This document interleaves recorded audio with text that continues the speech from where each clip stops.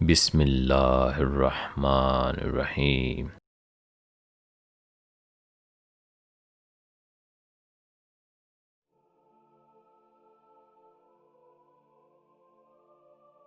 مجھے صبر میں رکھنا مولا، کبھی گرنے نہ دینا، نہ کسی کی نظروں میں نہ کسی کے قدموں میں۔ ایسی غربت پر صبر کرنا جس میں عزت محفوظ ہو، اس امیری سے بہتر ہے جس میں ذلت و رسوائی ہے۔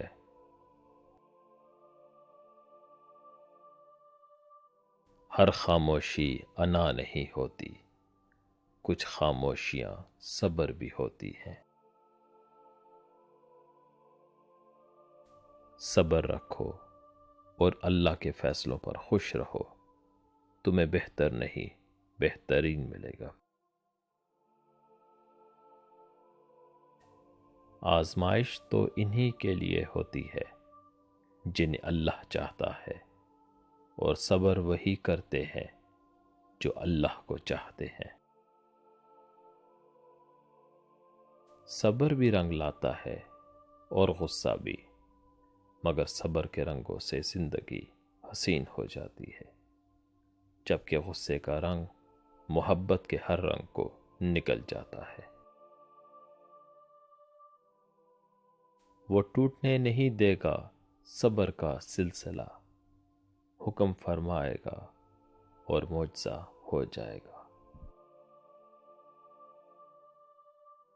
مشکل وقت میں تمہارا صبر کرنا ہی بتاتا ہے کہ تمہیں اللہ سے کتنی محبت ہے۔ جتنا تم صبر رکھو گے، اللہ پاک اتنا ہی بہتر تمہیں عطا کریں گے۔ جو لوگ صبر رکھتے ہیں، یا تو وہ جیت جاتے ہیں یا پھر سیکھ جاتے ہیں۔ بے شک اللہ صبر کرنے والوں کے ساتھ ہے۔ کسی کے صبر کا امتحان نہ لیا کرو، میں نے ایسا کرنے والوں کو اکثر پچھتاتے دیکھا ہے۔ صبر کا گھونٹ دوسروں کو پلانا آسان ہے، خود پیتے ہوئے پتہ چلتا ہے کہ ایک ایک قطرہ پینا کتنا بھاری پڑتا ہے۔ کچھ لوگوں کا صبر ان کی خاموشی ہوتی ہے۔ رنگ لائیں گی تمنائیں، ذرا صبر کرو، وقت لگتا ہے دعاؤں کو اثر کرنے میں۔ جس نے صبر کرنا سیکھ لیا، اس نے جینا سیکھ لیا۔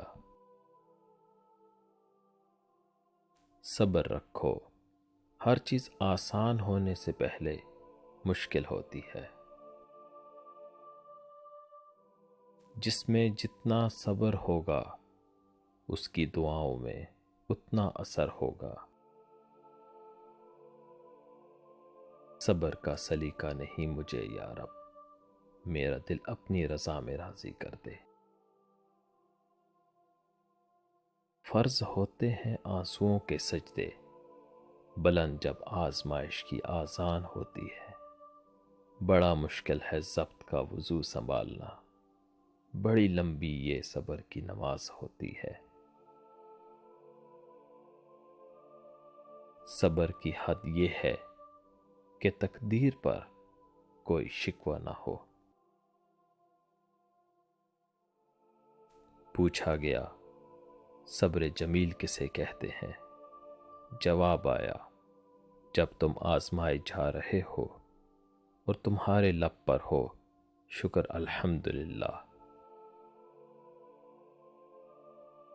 صبر، درگزر اور معاف کر دینا خیر کے خزانوں میں سے ایک خزانہ ہے، جسے اللہ پاک اپنے مقرب بندوں کو عطا کرتا ہے۔ صبر کی دو صورتیں ہیں، جو ناپسند ہے اسے برداشت کرو، اور جو پسند ہے اس کا انتظار۔ خواہشیں بادشاہوں کو غلام بنا لیتی ہیں، مگر صبر غلاموں کو بادشاہ بنا دیتا ہے۔ ایمان کے دو حصے ہیں، ایک صبر، دوسرا شکر۔ انسان اگر صبر کرنا اور معاف کرنا سیکھ جائے تو زندگی آسان ہو جائے گی۔